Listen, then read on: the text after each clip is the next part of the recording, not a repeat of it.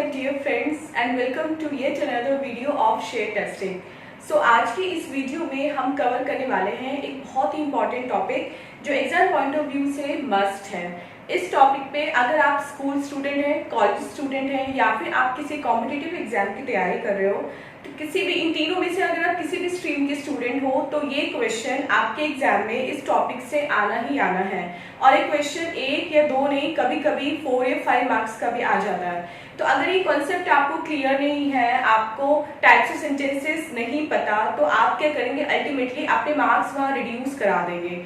एक simple concept पे 10-15 minute के टॉपिक के ऊपर आप अपने 5 मार्क्स रिड्यूस कभी नहीं कराना चाहेंगे। तो चलिए इस वीडियो में पढ़ते हैं types of sentences other than declarative, negative, interrogative and interrogative negative. ये 4 टाइप के सेंटेंसेस हम पढ़ते हैं जब हम टेंस को पढ़ रहे होते हैं, जब हम काल पढ़ रहे होते हैं। लेकिन आज हम पढ़ेंगे इन चारों से अलग 3 टाइप के सेंटेंसेस जो हमारे होते हैं, simple sentence, complex sentence and compound sentence. Friends, ये टॉपिक स्टार्ट करने से पहले आपको फ्रेजेस एंड क्लॉजेस की जानकारी होना बहुत जरूरी है। अगर आपने फ्रेजेस और क्लॉजेस पे अपनी पकड़ मजबूत नहीं की है तो ये टॉपिक आप इतना क्लियरली अंडरस्टैंड नहीं कर पाओगे। तो मैंने आई बटन में लिंक दे दी है, आप चाहें तो वहां जाके फ्रेजेस और क्लॉजेस पढ़ सकते हैं या फिर आप यूट्यूब की कोई और वीडियो देख सकते हैं। लेकिन ये कंसेप्ट आपको क्लियर होना चाहिए कि क्लॉज क्या होते हैं, क्योंकि हमारे कॉम्प्लेक्स और कंपाउंड इन दोनों टाइप के सेंटेंसेस में क्लॉज का यूज होता है। तो मैं आपको शॉर्ट में एक बार बता देती हूँ कि फ्रेजेस और क्लॉजेस हमारे होते क्या हैं। Phrases basically group of words होते हैं जो कोई भी एक पर्टिकुलर मीनिंग नहीं कन्वे करते। अगर आप फ्रेज वाला ग्रुप ऑफ वर्ड देखोगे उससे आपको कोई भी कंप्लीट सेंस नहीं मिलेगा। आप बात सुन के बात को पता नहीं लगा सकते। सपोज मैंने आपको बोला इन द रूम, या आपके किसी फ्रेंड ने आपको बोला ओवर द हॉरिजन, तो उसको सुन के आपको क्या पता चल रहा है? आपको कुछ भी पता नहीं चल रहा है कि वो फ्रेंड या फिर मैं आपसे कहना क्या चाह रही हूँ। लेकिन अगर ये सेंटेंस में मैं क्लॉज का यूज कर लूं, इन द वेल या इन द रूम या ओवर द हॉरिजन, जैसे the sun sets over the horizon. अब बात क्लियर है? अब आपको समझ में आ रहा है कि मैं क्या बोलना चाह रही हूँ? सूर्य जो है वो क्षितिज में जाके छिप रहा है, मैं ये बोलना चाह रही हूँ। लेकिन जब मैंने पहले बोला था ओवर द हॉरिजन, उससे कुछ आपको समझ में नहीं आया होगा। तो वो ग्रुप ऑफ वर्ड जिससे आपको एक कंप्लीट मीनिंग नहीं मिलता, वो होते हैं आपके फ्रेज। और वो ग्रुप ऑफ वर्ड जो आपको एक कंप्लीट मीनिंग कन्वे करते हैं, वो होते हैं आपके क्लॉज। कैसे? क्लॉज भी आपके ग्रुप ऑफ वर्ड ही होते हैं, लेकिन फ्रेज और क्लॉज में बेसिक डिफरेंस ये होता है कि क्लॉज को पढ़ के आप एक कंप्लीट सेंस पता कर सकते हो, फ्रेज को पढ़ के आपको कंप्लीट सेंस नहीं मिलता। जैसे एक एग्जांपल लेते हैं, Jane was standing near the window.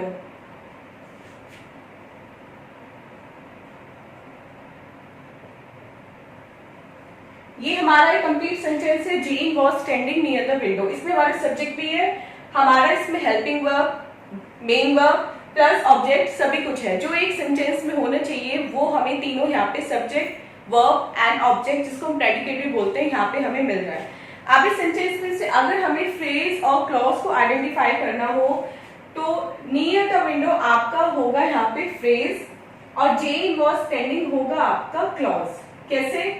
Near the window, window के पास। क्या विंडो के पास? अगर हम इतना पार्ट इसका हाइड कर दें, जेन वॉज स्टैंडिंग, तो सिर्फ नियर द विंडो पढ़ के आपको कुछ भी क्लियर नहीं हो रहा है कि क्या कहना चाह रहे हैं सेंटेंस में। लेकिन अगर आप केवल इतना पार्ट पढ़ते हो, जेन वॉज स्टैंडिंग, तो ये अपने आप में कंप्लीट है। इसको पढ़ के आपको बात समझ में आ रही है कि वो कहना क्या चाह रहा है। जेन वॉज स्टैंडिंग, जेन खड़ी थी। अगर आप इससे आगे नहीं इस डिटेल में जाना चाहते कि वो कहाँ खड़ी थी, क्यों खड़ी थी, कब से खड़ी थी, तो ये सेंटेंस अपने आप में कंप्लीट है, आपको बात समझ में आ रही है। लेकिन केवल नियर द विंडो, ये 3 ग्रुप ऑफ वर्ड पढ़ के आपको कुछ भी समझ में नहीं आ रहा है, तो वो ग्रुप ऑफ वर्ड जो अपने मीनिंग कंप्लीट कर देते हैं, कन्वे कर देते हैं बिना किसी दूसरे ग्रुप ऑफ वर्ड्स की हेल्प से, वो होते हैं आपके क्लॉज। और वो ग्रुप ऑफ वर्ड जो अपने मीनिंग कन्वे नहीं कर पाते, उनको अपना मीनिंग समझाने के लिए, अपनी बात समझाने के लिए हमेशा दूसरे ग्रुप ऑफ वर्ड्स पे डिपेंड रहना पड़ता है, वो होते हैं आपके क्लॉज। इसके डिटेल में पढ़ने के लिए टाइप्स ऑफ क्लॉज, फ्रेजेस कितने होते हैं, काइंड्स ऑफ फ्रेजेस कितने होते हैं, ये आप जो मैंने आई बटन पे लिंक दिया वहां चेक के आप लोग चेक कर सकते हैं। तो चलिए अब पढ़ते हैं simple, complex and compound sentence के बारे में। द्वारा बोली जाने वाला हर सेंटेंस अपने आप में एक सिंपल सेंटेंस होता है। सेंटेंस आपको पता है होता क्या है और उसकी पहचान क्या होती है। सेंटेंस होता है जिसमें सब्जेक्ट वर्ब प्लस ऑब्जेक्ट का कॉम्बिनेशन होता है और प्लस सेंटेंस को पढ़ के हमें पूरी बात समझ में आ जाए, वो कहीं से भी हमें इनकम्प्लीट होने की सेंस ना फील कराए कि ये अपने आप में इनकम्प्लीट है, इसमें कुछ और ऐड होना चाहिए था जिससे हमें पूरी बात पता चल जाती। तो सिंपल सेंटेंस हमारे वही होते हैं जो हम रोजमर्रा की अपने रूटीन में बोलते हैं, जैसे she is going to the temple, my father is reading newspaper, she is standing there, he went into the room, he jumped into the pond. ये सारे टाइप के सेंटेंस जिसमें आपके पास सब्जेक्ट प्लस वर्ब ये होना चाहिए, ये होते हैं आपके सिंपल सेंटेंस। जैसे देखते हैं शिखा ड्रैंक हर मॉर्निंग कॉफी, इसमें आपका सब्जेक्ट है शिखा, ड्रैंक आपकी हो गई वर्ब जो अभी आप पास्ट टेंस में है, और हर मॉर्निंग कॉफी आपका हो गया ऑब्जेक्ट। तो ये सेंटेंस अपने आप में कंप्लीट है। आपको पूरी बात समझ में आ रही है कि शिखा मॉर्निंग में अपनी कॉफी, शिखा ने मॉर्निंग में अपनी कॉफी पीती थी। तो यहाँ पे ये हो गया आपका सिंपल सेंटेंस। एक और एग्जांपल लेके देखते हैं। My mother goes to temple daily,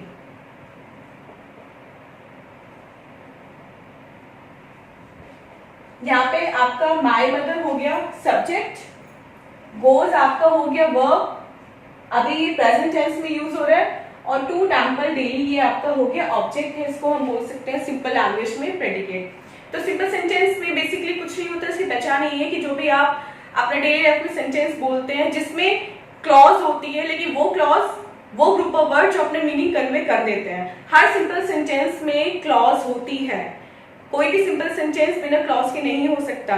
simple sentence है तो उसमें क्लॉज होनी ही होनी है, लेकिन अगर वो सेंटेंस है वो अपने पूरे मीनिंग कन्वे कर रहा है। क्लॉज का काम क्या होता है? क्लॉज अपने पूरे मीनिंग समझाता है, ये एक सेंटेंस का काम होता है, सेंटेंस से अपने पूरे मीनिंग समझाता है। तो वो क्लॉज या वो सेंटेंस जो अपने पूरे मीनिंग कन्वे कर रहा है वो होता है हमारा simple sentence.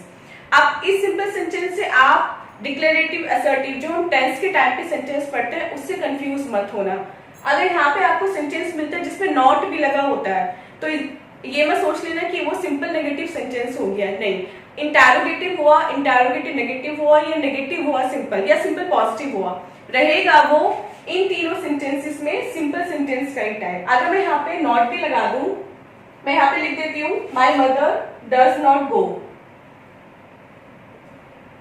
Doesn't go to temple daily, अभी भी सिंपल सेंटेंस ही रहा, अभी भी अपनी बात बता रहा है। इसको हम अब ये नहीं बोलेंगे कि ये सिंपल नेगेटिव सेंटेंस है, नहीं, ये सिंपल सेंटेंस ही है। इसमें अब बाहर में निकाल दो does my mother go to temple daily, तब भी ये सिंपल सेंटेंस ही रहेगा आपका।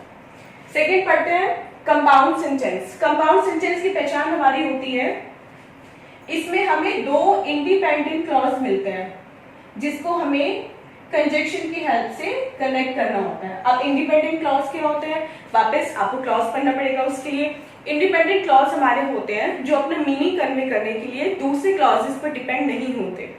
जैसे इस सेंटेंस में लिखते हैं I really want to go, I am tired. इस सेंटेंस में हमारे दो इंडिपेंडेंट क्लॉज है, ये क्लॉज अपने आप में इंडिपेंडेंट है, I really want to go, मैं जाना चाहता हूँ, ठीक है, बात समझ में आ गई। दूसरा हमारा पार्ट है आई एम टायर्ड, मैं टायर्ड हूं, ये भी अपने आप में कंप्लीट है। एक ये सेंटेंस हो गया, ये क्लॉज बोल सकते हैं।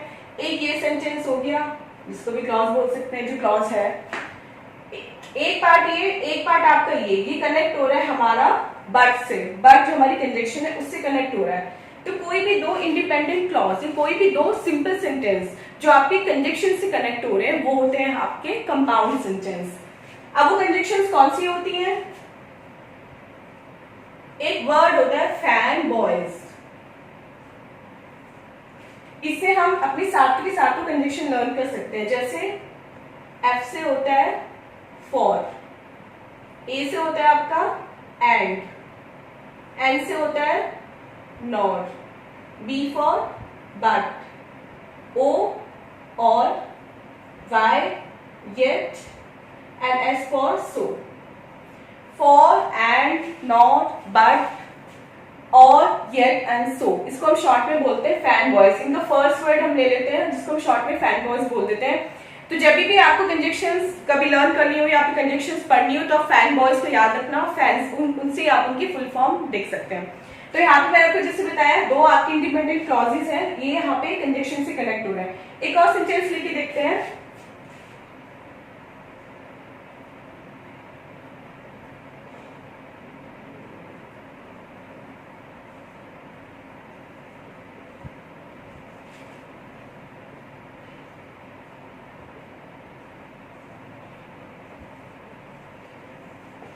ये आपका एक और सेंटेंस है जिसमें अगेन हमारे पास दो इंडिपेंडेंट क्लॉजेस हैं।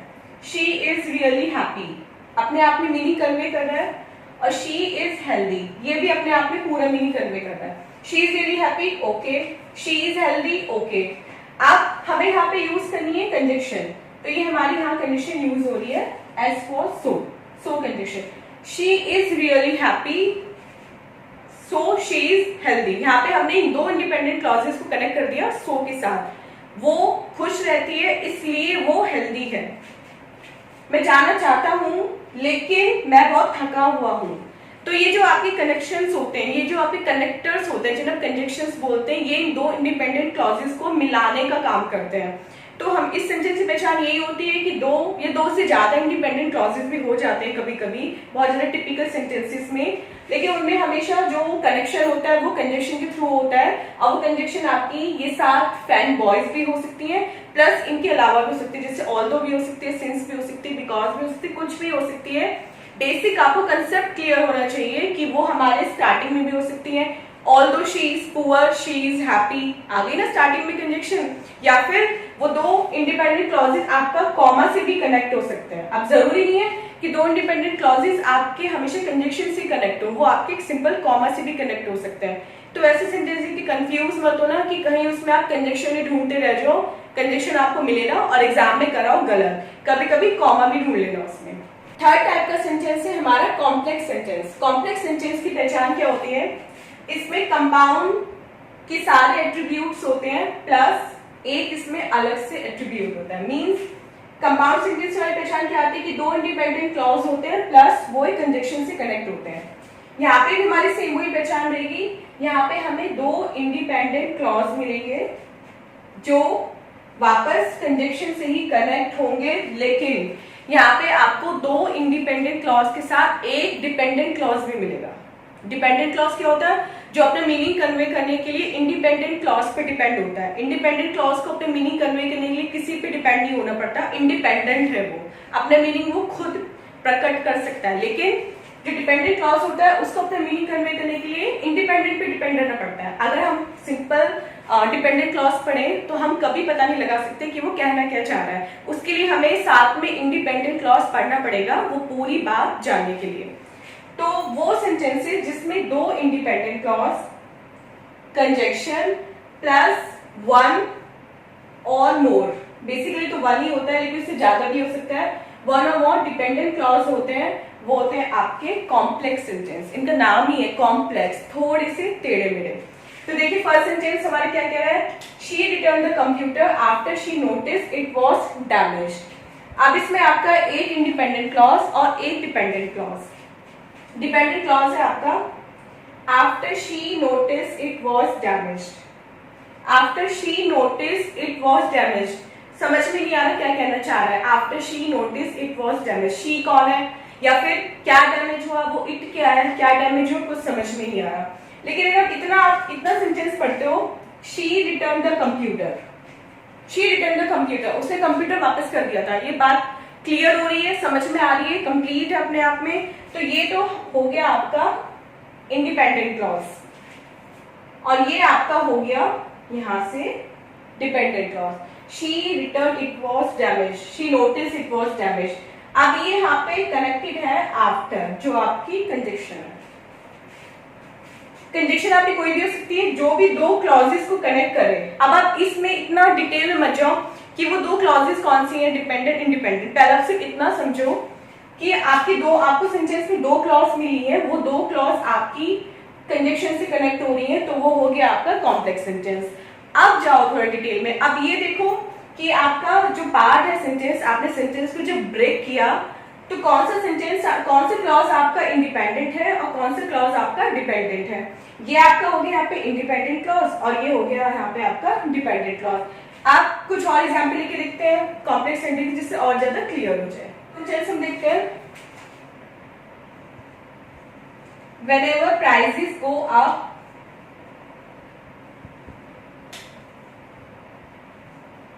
customers buy less product।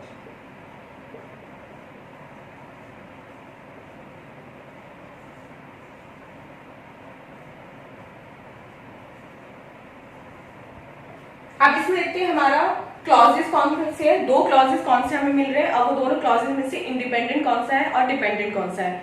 Complex sentence है तो इंडिपेंडेंट और डिपेंडेंट होने तो जरूर चाहिए, चाहे वो एक ही होंगे जरूर और वो कनेक्ट भी होंगे किसी कंजक्शन से। तो यहाँ पे देखते हैं prices go up and customers buy less product, ये आपके दो क्लॉजेस हैं। आप इनमें से कौन सा इंडिपेंडेंट है कौन सा dependent. Customers buy less product, subject verb, जिस क्लॉज में सब्जेक्ट प्लस वर्ब होती है वो आपका इंडिपेंडेंट होता है। तो यहाँ पे हमारा मिल गया सब्जेक्ट प्लस वर्ब और प्लस ऑब्जेक्ट, तो ये आपका हो गया इंडिपेंडेंट क्लॉज। क्यों, क्योंकि इसे पढ़ के आपको पूरी बात समझ में आ रही है। Customers buy less product, customers जो है वो कम प्रोडक्ट्स बाय कर रहे हैं, समझ में आ गया, हमें क्लियर है। इतना पढ़िए, प्राइसेस गो अप, प्राइसेस ऊपर जाते हैं, कुछ समझ में नहीं आ रहा किसके प्राइसेस ऊपर जाते हैं, कहाँ तक ऊपर जाते हैं, क्यों ऊपर जाते हैं। प्राइसेस गो अप को अपनी बात कन्वे करने के लिए कस्टमर्स बाय लेस प्रोडक्ट्स, ये क्लॉज यूज करना ही करना पड़ेगा। तो ये तो आपका हो गया एक कॉम्प्लेक्स सेंटेंस और यहाँ पे आपने कंजक्शन यूज करी है wherever, ये आपकी हो गई कंजक्शन। अब जैसे मैंने आपको कंपाउंड सेंटेंस के टाइम पे बताया था कि जरूरी नहीं है कंजक्शन आपको बीच में ही मिले, मिडिल में ही मिले, वो आपकी स्टार्टिंग में भी हो सकती है प्लस मिडिल में भी हो सकती है, एंड में नहीं होगी। बहुत रेयर सर्कमस्टांसेस में ऐसा होता है कि कंजक्शन आपको इंडिपेंडेंट या डिपेंडेंट किसी भी क्लॉज में लास्ट में मिले, अदरवाइज प्रायोरिटी होती है मिडिल में होने की और ज्यादा चांसेस भी उसके होते हैं स्टार्टिंग में भी होने के, लेकिन एंड में बहुत लेस मिलती है। तो यहाँ पे आपका स्टार्टिंग में आ गई conjunction whenever prices go up customers buy less products.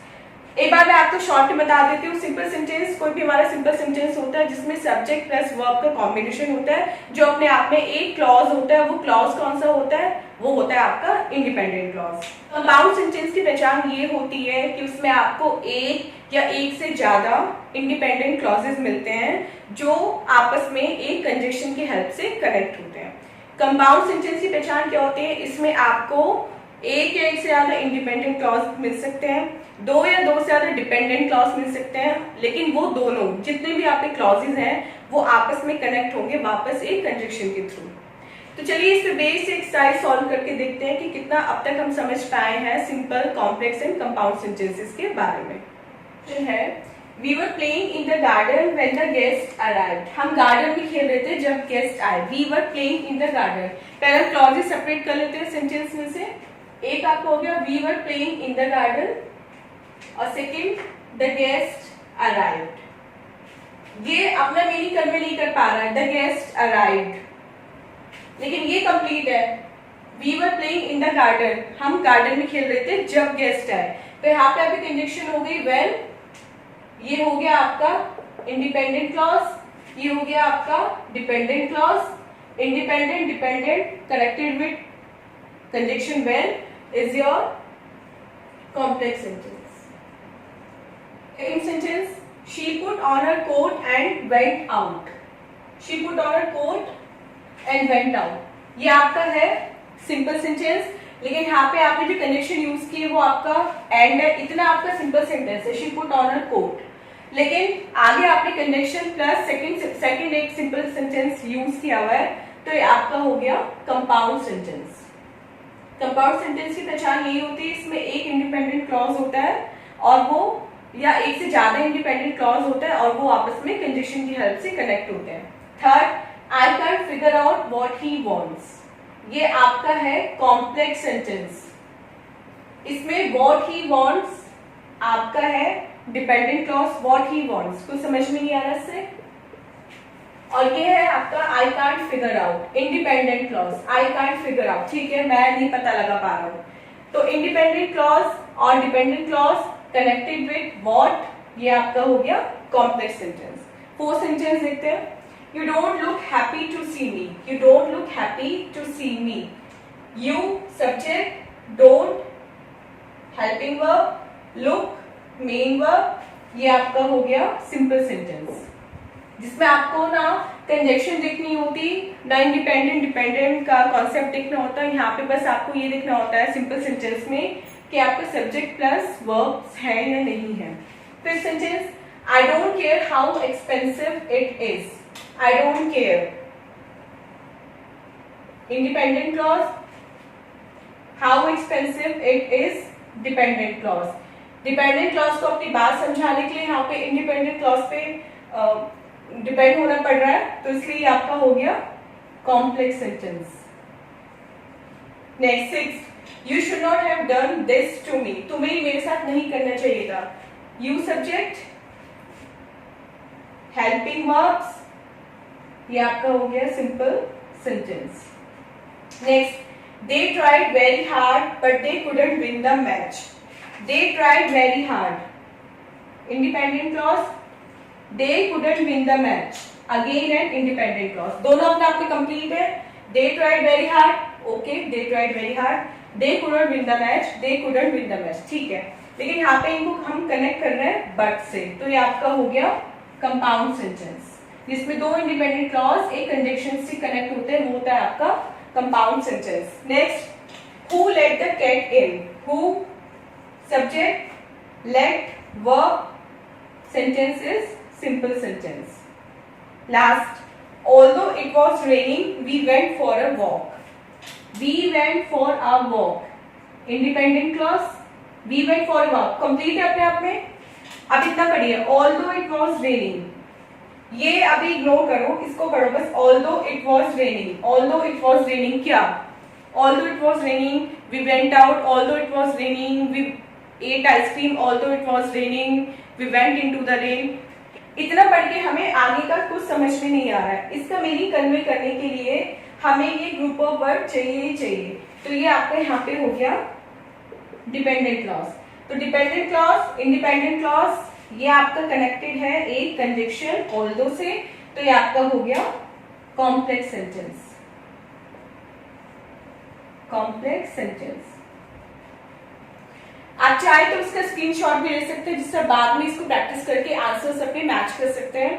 So I hope आपको ये वीडियो इंटरेस्टिंग लगा होगा. इसके बाद जो आपका टॉपिक आता है वो आपका आता है synthesis of sentences, means transformation of sentences. कौन से सेंटेंसेस का? जिसमें हम दो सिंपल सेंटेंसेस को कॉम्प्लेक्स में कन्वर्ट करते हैं, या एक कॉम्प्लेक्स को कंपाउंड में कन्वर्ट करते हैं, या कंपाउंड को वापस कॉम्प्लेक्स या सिंपल सेंटेंसेस में कन्वर्ट करते हैं. तो आज की वीडियो में बस इतना ही. मिलते हैं अपनी नेक्स्ट वीडियो में सिंथेसिस ऑफ सेंटेंसेस.